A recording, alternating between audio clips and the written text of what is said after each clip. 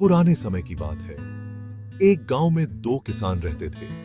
दोनों ही बहुत गरीब थे। दोनों के पास थोड़ी थोड़ी जमीन थी। दोनों उसमें ही मेहनत करके अपना और अपने परिवार का गुजारा चलाते थे। अकस्मात कुछ समय पश्चात दोनों की एक ही दिन एक ही समय पर मृत्यु हो गई। यमराज दोनों को एक साथ भगवान के पास ले गए। उन दोनों को भगवान के पास लाया गया। भगवान ने उन्हें देख के उनसे पूछा, अब तुम्हें क्या चाहिए? तुम्हारे इस जीवन में क्या कमी थी? अब तुम्हें क्या बनाकर मैं पुनः संसार में भेजूं? भगवान की बात सुनकर उनमें से एक किसान बड़े गुस्से से बोला, हे भगवान, आपने इस जन्म में मुझे बहुत घटिया जिंदगी दी थी।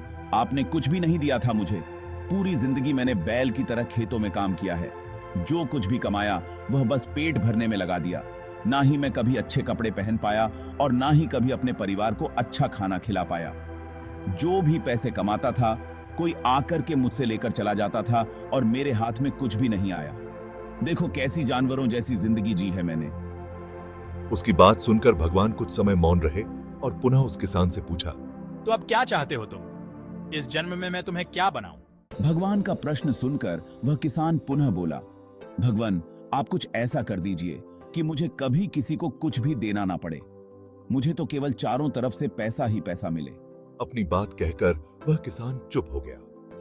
भगवान ने उसकी बात सुनी और कहा, तथास्तु, तुम अब जा सकते हो। मैं तुम्हें ऐसा ही जीवन दूंगा जैसा तुमने मुझसे मांगा है।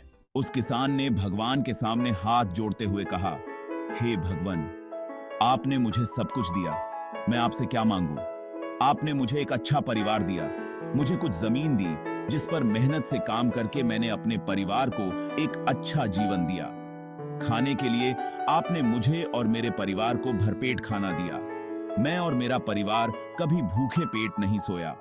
बस एक ही कमी थी मेरे जीवन में, जिसका मुझे अपनी पूरी जिंदगी अफसोस रहा और आज भी है।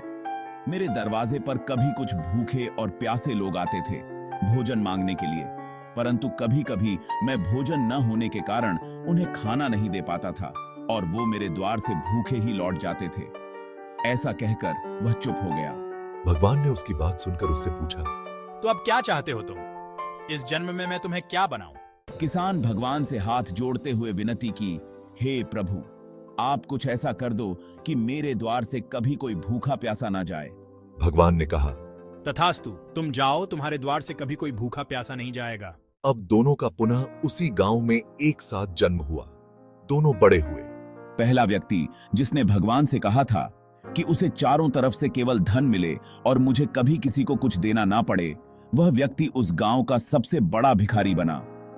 अब उसे किसी को कुछ देना नहीं पड़ता था और जो कोई भी आता उसकी झोली में पैसे डाल के ही जाता था।